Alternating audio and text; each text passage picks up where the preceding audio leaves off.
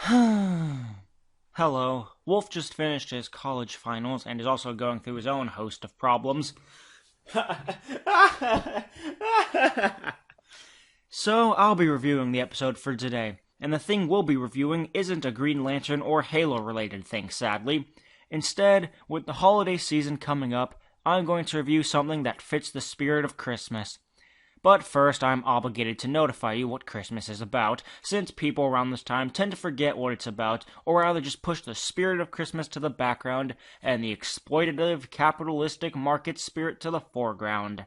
If you somehow don't know, Christmas came in after some churches saw the many winter festivals and decided to just take it over and have the populations convert to good old Christianity. Many of these traditions on Christmas have roots to these more pagan festivals and celebrations. However, Christmas is also a holiday in which we celebrate, or are supposed to, depending upon whatever denomination you are, the birth of Jesus Christ, our Savior, Son of God, who died to forgive us all of our sins.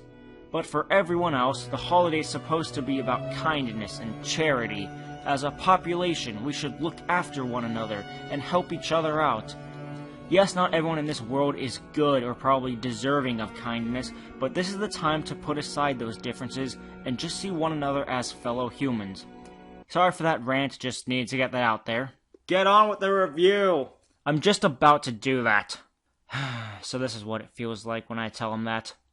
Anyways, here's a classic Twilight Zone episode, Night of the Meek.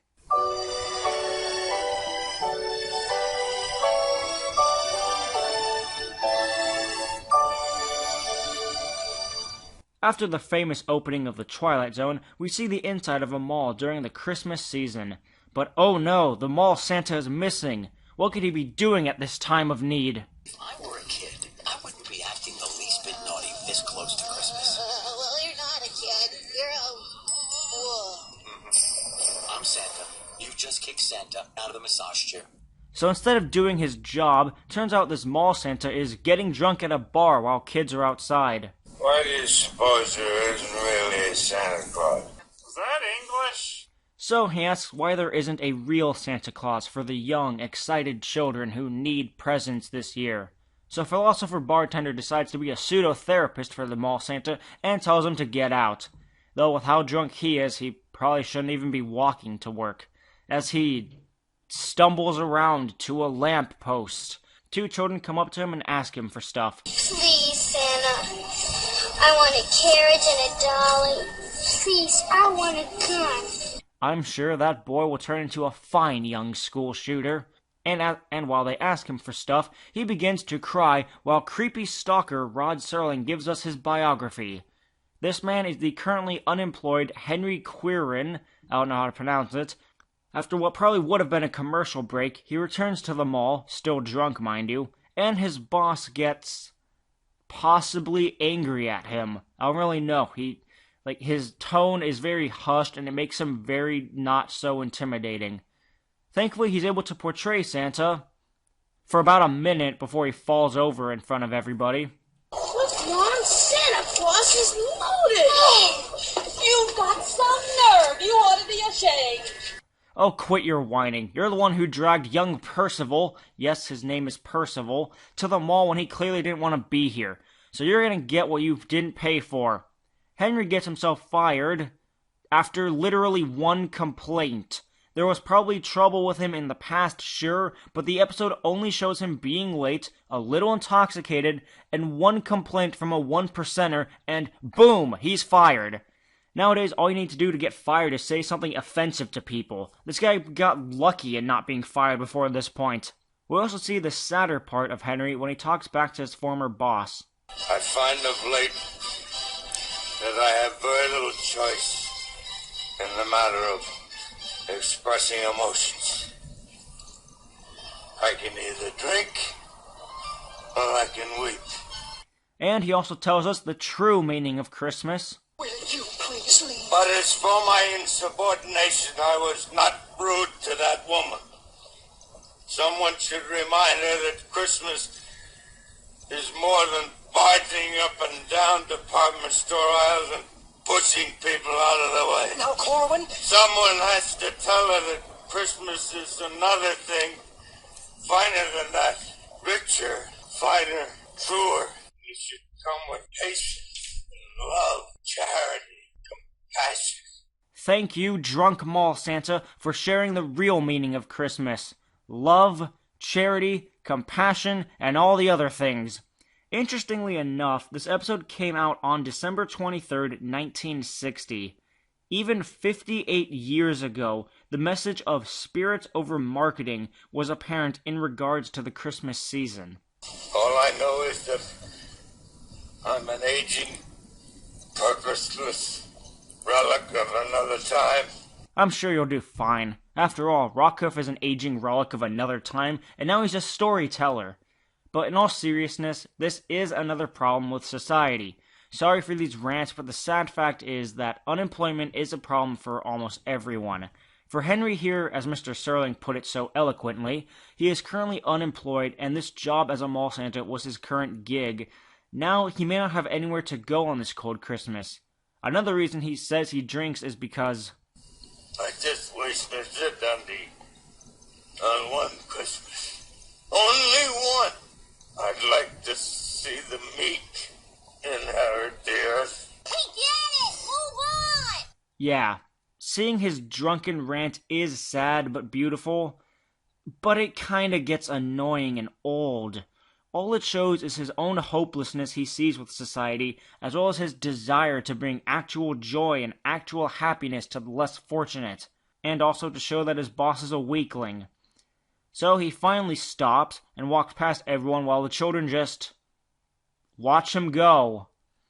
But hey, at least he can walk straight instead of when he stumbled around earlier. I guess that's improvement. And he's also back at the bar. What, are there like only two places this guy goes to on Christmas? The bar and his job? Oh, no, go on, get lost. Get out of here. Merry Christmas. What, is he shooing away at the cat dressed up as Santa now?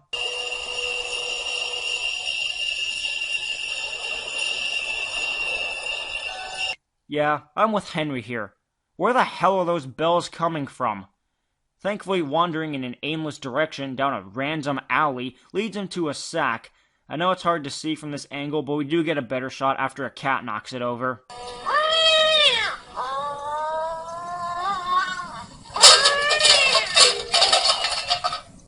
Come on, that sounds like a person trying to imitate cat noises. I'm sure Catastrophe could do better.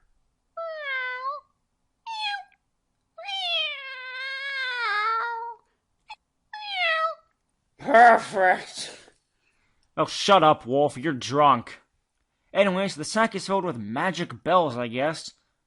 Or Henry is going crazy, as when he turns around, all the cans that spilled out of the sack have now become wrapped presents. So Henry takes that sack and... Hey, everybody! Hey, kids! Merry Christmas, everybody! Hey, kids, everybody! Merry Christmas! embraces the crazy, I guess. Seriously, after finding this sack, the first thing he does is basically become Santa. Not question it more on where it came from, where the presents came from, or if he should return the bag to anyone. No, he just parades it around and declares himself Santa. Merry Christmas, everybody!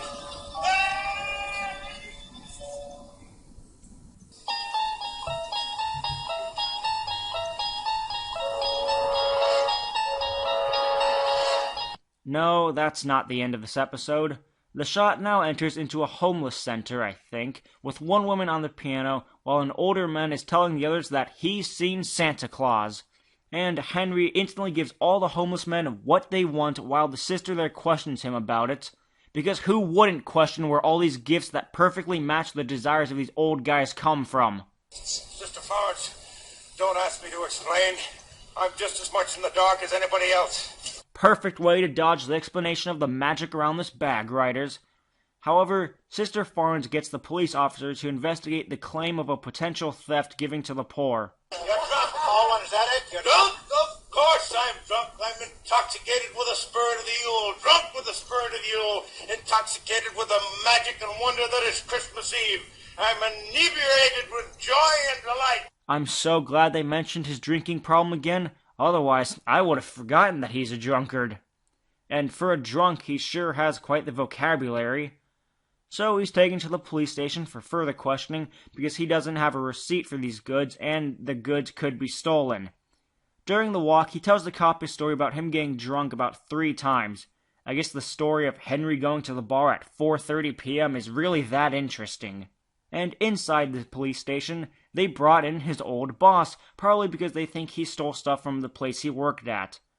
'Cause I guess being a mall Santa gives you unlimited access to the inventory in the back. Here he is, and here we are, and there that is. And here you are. And here I am, reviewing this black and white show in which a former mall Santa turned real Santa is being arrested. And how nice it will be to see my wistful St. Nicholas going up the river. You suppose he can get as much as 10 years? Good old crony capitalist arresting the blue-collar working American. Seriously, I still hate this weak, scrawny little man he calls himself a boss. So they think Henry stole all this stuff and might have a warehouse somewhere in this tiny town, but when his former boss takes stuff out of the sack, it's just a bunch of old cans and the cat from earlier. Seems to me that you've put your finger on the problem, Mr. Dundee. This bag doesn't know whether to give out gifts or garbage. Well, all I got from Henry here was a used sweater, so I'd say it's giving out garbage gifts. The officer lets him go free since they don't really have any evidence other than the gifts that were given out earlier, but since the bag is now giving out garbage, they have nothing really against him. Mr. Dundee complains about the officer not doing his job correctly, and the cop also believes the bag is supernatural, like really quickly. You call yourself a policeman. Well, I suppose it is a demanding task to distinguish between a bag full of garbage and an inventory of expensive stolen gifts. Shut up, Dundee. So they test out the magic bag as Dundee asks for a bottle of cherry brandy from 1903. Henry takes a moment to comment on the brand being such from a good year, apparently, and brings it out for Mr. Dundee and just waltzes right out the front door as Mr. Dundee and the officer are both stunned. Mr. Dundee and Santa. Yeah, Mr. Dundee, you need one. See, alcohol really is the spirit of Christmas. Henry continues to give stuff out to the kids as a bell rings off in the distance. However, after the bell rings, the sack appears to be empty, somehow, and Henry sits out on a doorstep. Nothing for you, nothing for yourself, not a thing. You know, I can't think of anything I want. I guess what I really wanted is to be the biggest gift giver of all time. So after talking with this old man and declaring his wish of wanting to be Santa, Henry walks off back to the same alleyway because apparently this is the smallest town in existence, and comes across a sled with some reindeer already hooked up to it. And an elf was just hiding behind some garbage can who apparently has been waiting a while for him because why not? Why wouldn't there be an elf in this alleyway? Henry accepts this as reality as well, and the responsibility as Santa, and just flies through the night sky and over in the view of the officer and a drunk Mr. Dundee, who will probably go to Mr. Dundee's apartment and get more drunk on Christmas. A word to the wise to all the children of the 20th century, whether they're concerned in pediatrics or geriatrics, whether they crawl on hands and knees and wear diapers, or walk with a cane and comb their beards. There's a wondrous magic to Christmas, and there's a special power reserved for little people. In short, there's nothing mightier than the meek. And that's it. That's the end of Night of the Meek. So what did I think of it? Well, in a time where media has expanded to telling both good and bad stories around Christmas as well as other things, I think this is a good episode. Unlike many Twilight Zone episodes, this one isn't a psychological story or one to scare or warn people of some sort of doom hypothetically. Instead, it's a simple story of a man getting a magic bag and being Santa Claus for just one night, to spread cheer to the meek. The big twist may not be all that grand, but it works for the story it's in. In case you missed it, the twist was Henry's wish being granted by himself, I guess. His wish was to bring cheer to the meek again each year. As for the properties of the bag, The best explanation is that his own desires fed the magic to the bag, which allowed it to create the perfect presents for people. Because Mr. Dundee doesn't have the holiday cheer or something, he couldn't use the bag properly. The message of Christmas is a time to spread cheer and happiness to others, even if it's through gifts, is still a good message. This was probably a more novel idea for when it was first released, so I can't fault it any points for it. However, the repeated mentioning or showing of Henry's drinking problem and his long rant that contains pauses at the mall hurt the episode a little.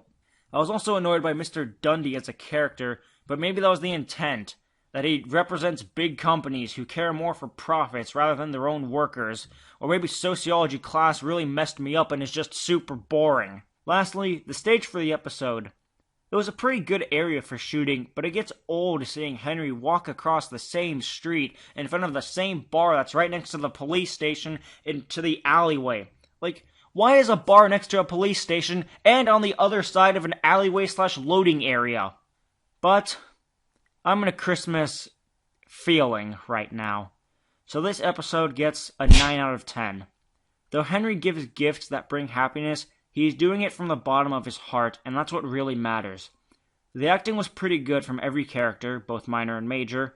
The music was great and used it at really good times, though I'd love to reuse what I think is the first Noel. So, Wolf, you sober yet? Ha! No. Whatever. Merry Christmas. Merry Christmas to you and everyone watching this. Sorry I couldn't do any videos for the past 3 or 4 months, but school was really busy and I have 4 roommates, 3 of which I practically hate at this point, so hopefully you appreciate this Christmas special from me. I'm Wolf, and I'll see you all later. We wish you a Merry Christmas, we wish you a Merry Christmas, we wish you a Merry Christmas, here at Wolf Entertainment.